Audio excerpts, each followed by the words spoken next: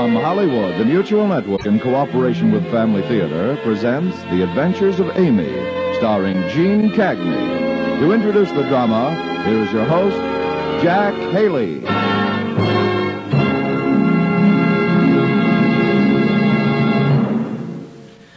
Thank you, Tony Lafrano.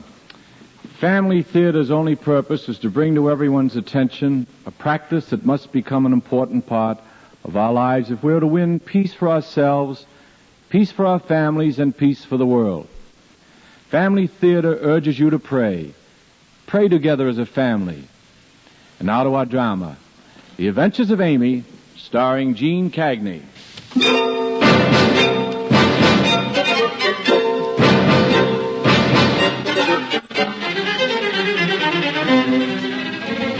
It was 6:35 Central Standard Time as we dropped through the overcast and leveled off on our approach to runway number 3 at the Chicago Midway Airport.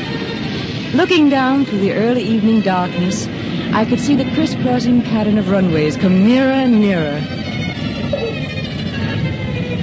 And then we were on the ground, and I felt happy. And a little sad. I had reached a sort of milestone. As air stewardess Amy Wilson, I had just completed my 200th commercial flight.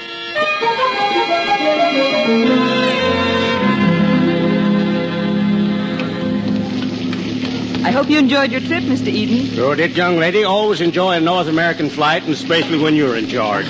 You wouldn't be taking a flight back to New York Sunday, would you? Afraid not. I'm here until Tuesday, and then we go down to Kansas City. Well, give my best to that bald-headed skipper of yours. Maybe I'll catch you next month. All right. Bye, Mr. Eden. Good luck on that contract. Thanks. By the way, when you do get back to New York, I wonder if you'd return this book to the library at the terminal. I'd appreciate it. Of course, Mr. Eden. I'd be happy to. Thank you. See you, Amy. Bye. Excuse me, stewardess. Oh. I hope I didn't frighten you. No, I just thought everyone had left the ship. Well, I waited. I wanted to ask a favor. Why, certainly, Mr. Carson. That's right. I imagine this is a little irregular, but I wonder if you, or maybe one of the pilots or pursers would run a little errand for me. Well, you see, I promised to deliver this briefcase to a man at the Sherman Hotel. I said I'd get it to him by 8 o'clock tonight. It's rather important, and I'm going to be jammed up on time. I've got a business appointment out south. Oh, I'd be glad to do it. Oh, that's wonderful. I sure appreciate this. I'm staying in the loop anyway. Now, I want you to take this $10 bill for cab fare, and here, I'll write down the man's name. It's Jason. Hugh Jason. There, at the Sherman. And just leave it at the desk. Oh, really, Mr. Carson, I can't take this Sure money. you can. It's for the cab fare. That's only right. And now, here's the briefcase. And thanks again. Oh, but listen... I'm late now. Just see that he gets it by 8 o'clock. Goodbye.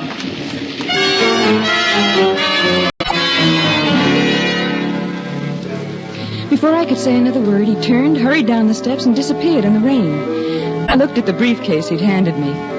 It was a new one with a zipper top.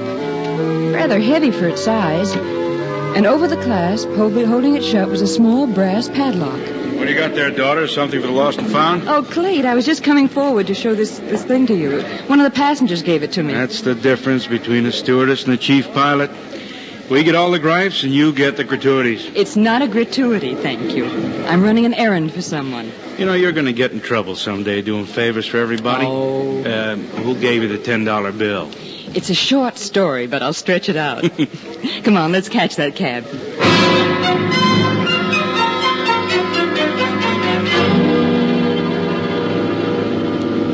So what do you make of my Mr. Carson, Clay? Oh, not a thing. He asked you to run an errand. You're running an errand.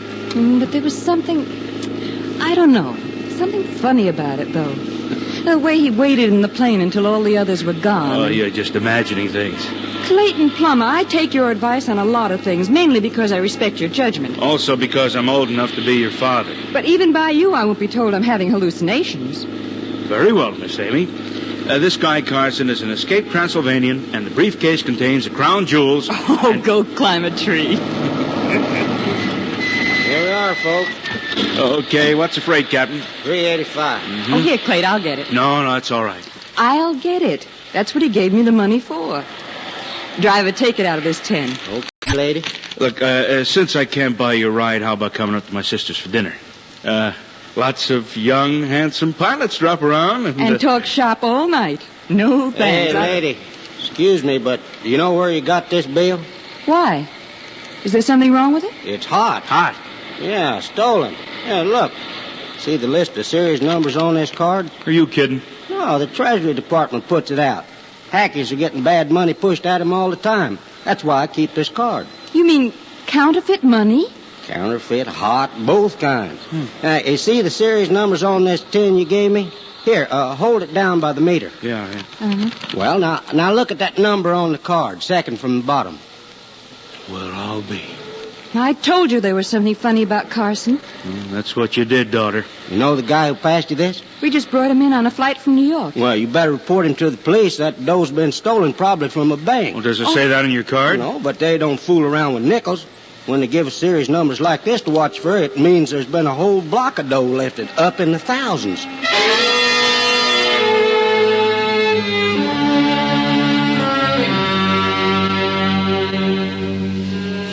Clayton took the $10 bill back from the cab driver and paid him off in singles. And then we entered the lobby of the hotel. All the public phones were in use, so we had to wait in line. Oh, great. What's the matter? Look, the dame in that phone booth's getting ready to drop another dime. There it goes. Give the lady a big fat cigar. Clay, I just thought of something. What about this briefcase? Hey, maybe we ought to turn that over to the police, too, huh? But, well, if there's really nothing wrong with Carson... I mean, suppose he took the bill innocently from someone else. Well, then he hasn't got anything to worry about. Yes, but I promised I'd deliver this to his friend here by 8 o'clock. He said it was important, and it's almost 8 now. Oh, Amy, what's the name of the fellow you're supposed to give it to? Oh, I got it written down here. Jason. Hugh Jason. Carson to Jason. Sounds like 2/3 of a double play. Well, ha. That's his name. Or better yet, an advertising agency. Let's see. I can't Jason thank Carson. you enough for all this help you're giving me. All right. Now, look, here's what you do. While I'm calling the police, you get on the house phone, tell this guy, Jason, who you are, that you've been delayed at the airport. Mm-hmm. Say you'll arrive here at the hotel in about 20 minutes, and you'll give him the briefcase then. During which time the police will get here and we'll wash our hands of everything. That's it. So, looks like our pal isn't going to spend the night in that phone booth after all. Now, look, honey, you get a hold of Jason. I'll be through here in a minute. Meet you over by the reservation desk. All right.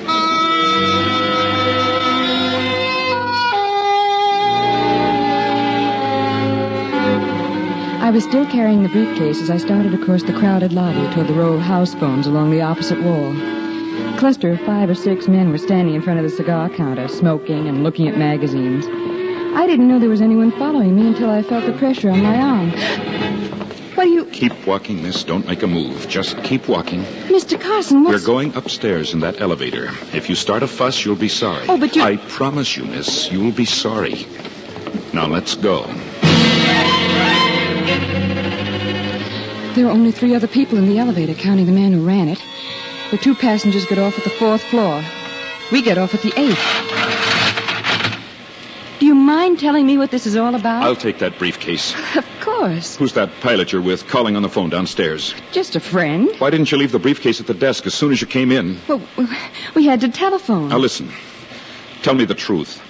Is that pilot calling the police? Why... No, why would he do that? It's important that I know. Miss, do you know what's in this briefcase? No. Almost $60,000. I stole it. What? I work in a bank, and I stole it. I'm telling you this because I want to give it back. I want to turn myself over to the police, but I want to do it my way. Well, if you want to give yourself up, I don't see what difference it makes. It makes a lot of difference to me. I'm not in this all by myself, and I'm not going to take all the blame for it. So either we handle things my way or not at all. Now, which is it?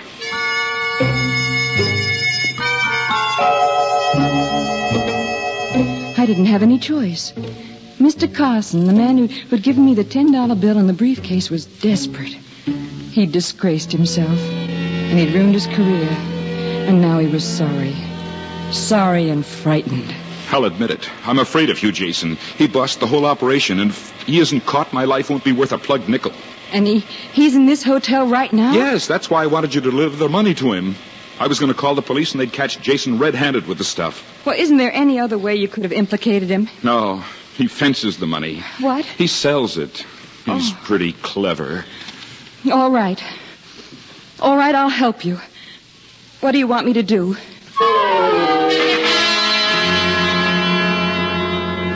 10 minutes later, I stepped out of an elevator into the lobby again. I barely had time to look around before Clayt and a tall, lanky man in a brown suit rushed up to me. Honey, where have you been? What? You wouldn't believe me if I told you. Young lady, my name's This Robinson. is Lieutenant Robinson, Amy, Police Department. Oh, how do you do? Pretty good, Miss Wilson. Where's the briefcase Carson gave you? I gave it back to him. He's upstairs. We know he's upstairs. He just put a call through to the lobby.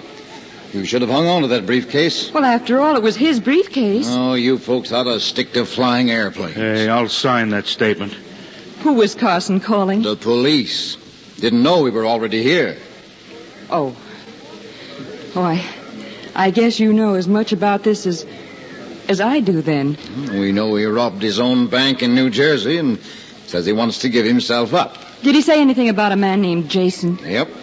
And he wants 15 minutes before we close in on both of them. Well, all the hotel entrances are blocked. I guess we might as well give it to him.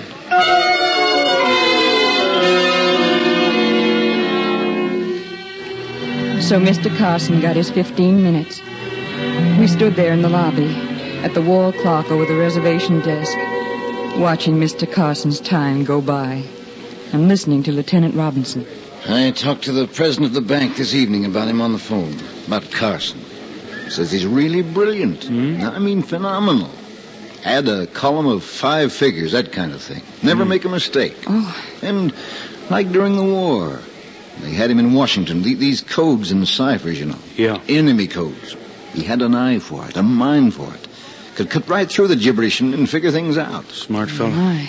Makes you kind of wonder, doesn't it? Man with that kind of a brain. And he winds up in a mess like this.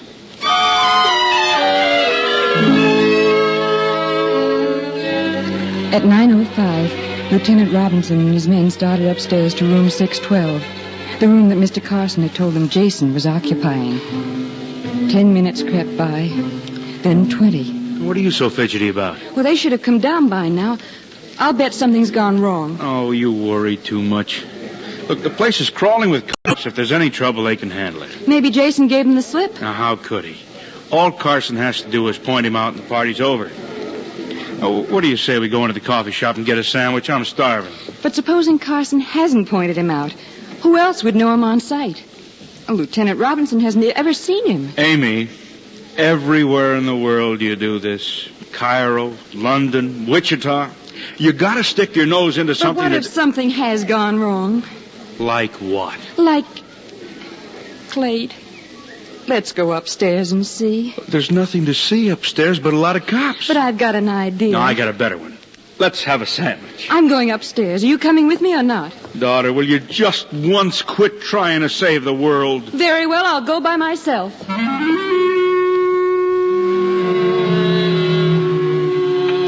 Riding up in the elevator, an idea struck me.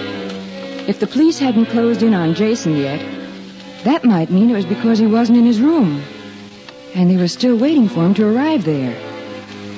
And if that was so, I could only think of one other place in the hotel where he might be. I got off at the 8th floor and walked down the empty hallway to the room I'd seen Mr. Carson enter almost an hour ago.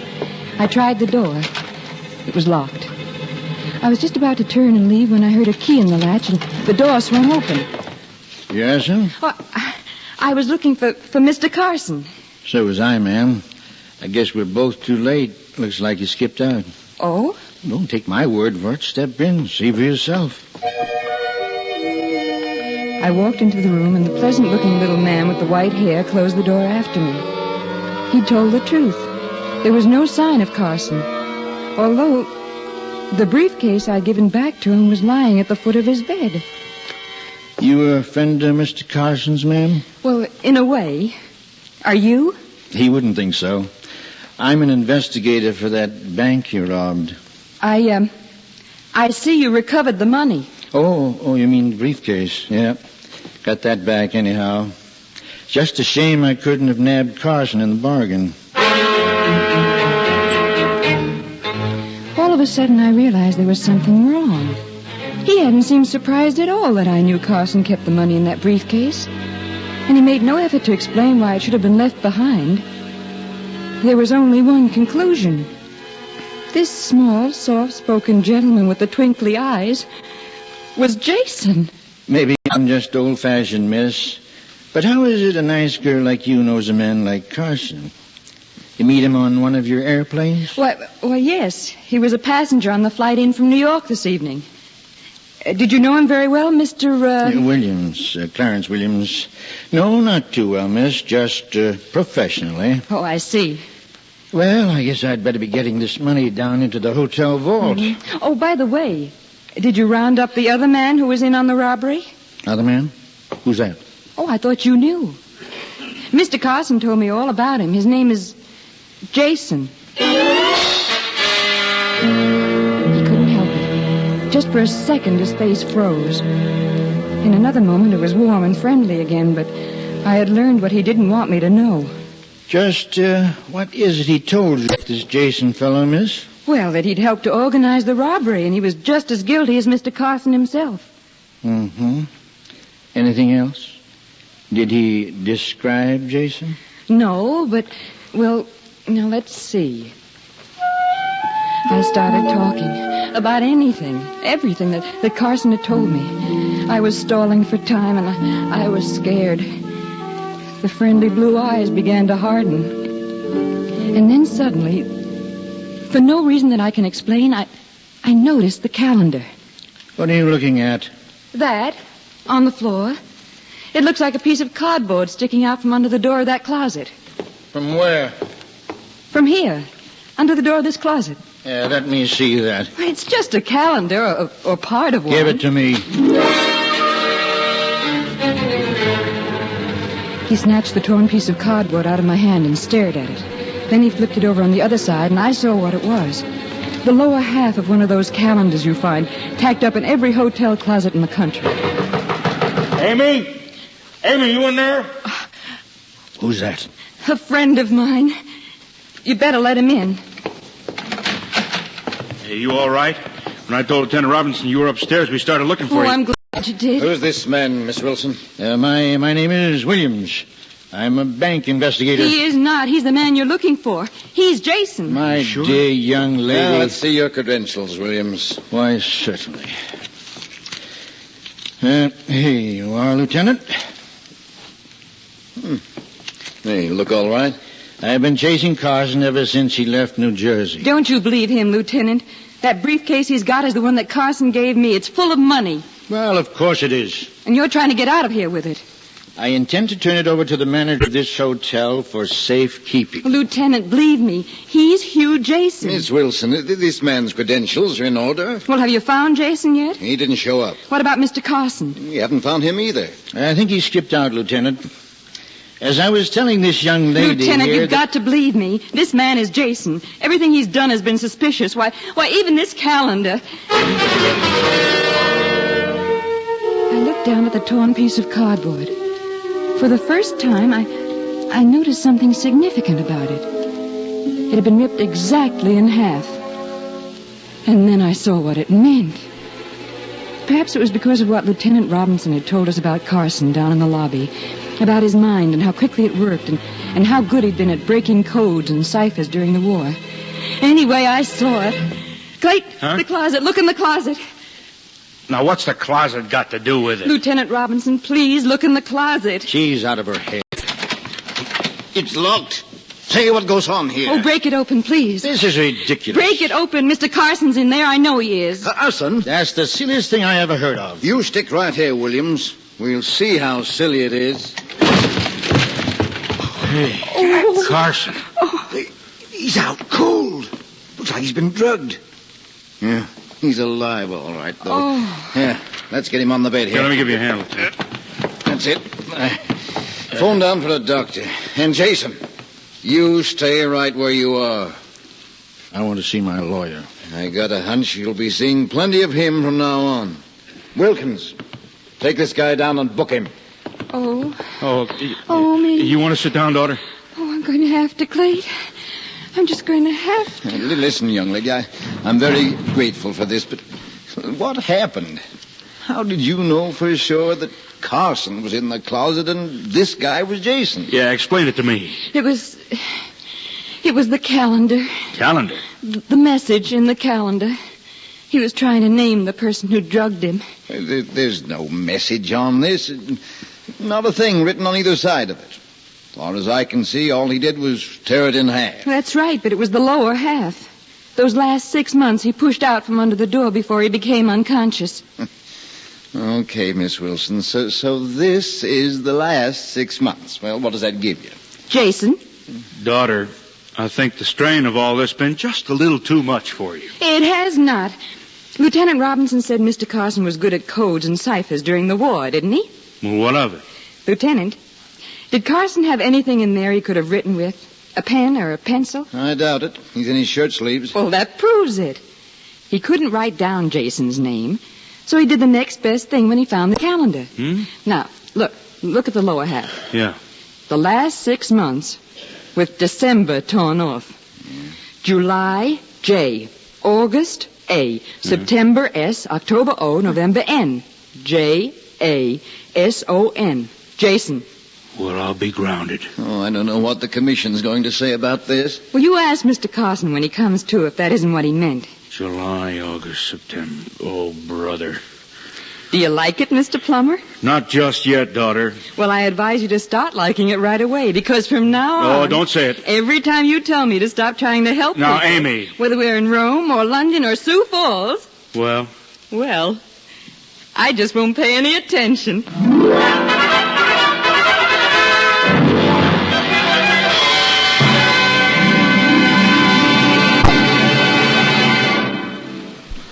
This is Jack Haley again.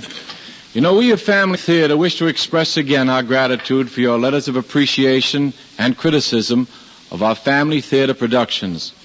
It is, we know, not always convenient for you to write us, but we ask that you be conscious of the fact that the satisfaction we feel in receiving your letters is not only reflected in the production of stories that you want to hear, but is soul-satisfying in that it proves to us that the purpose of this program is being met.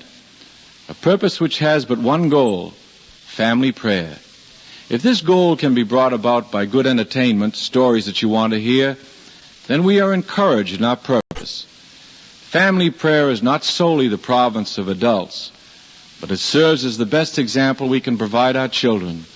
For children should be taught to pray, and they learn best by seeing and doing. That is why week after week we ask you to pray.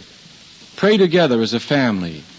That is why week after week we sum up our purpose with the statement that the family that prays together stays together.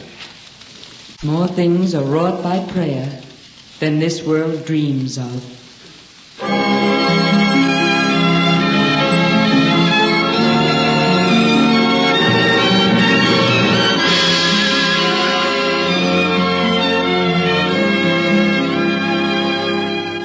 From Hollywood, Family Theater has brought you The Adventures of Amy, starring Gene Cagney. Jack Haley was your host.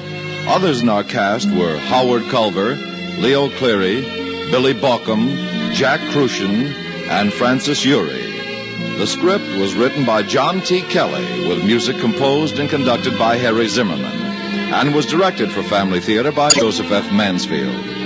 This series of Family Theater broadcasts is made possible by the thousands of you who feel the need for this type of program, by the Mutual Network, which has responded to this need, and by the hundreds of stars of stage, screen, and radio who give unselfishly of their time and talent to appear on our Family Theater stage.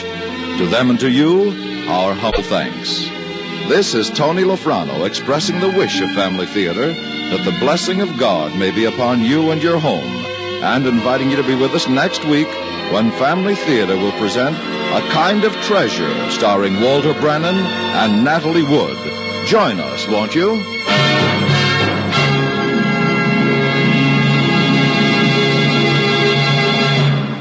Family Theater is broadcast throughout the world and originates in the Hollywood studios of the world's largest network. This is the Mutual Broadcasting System.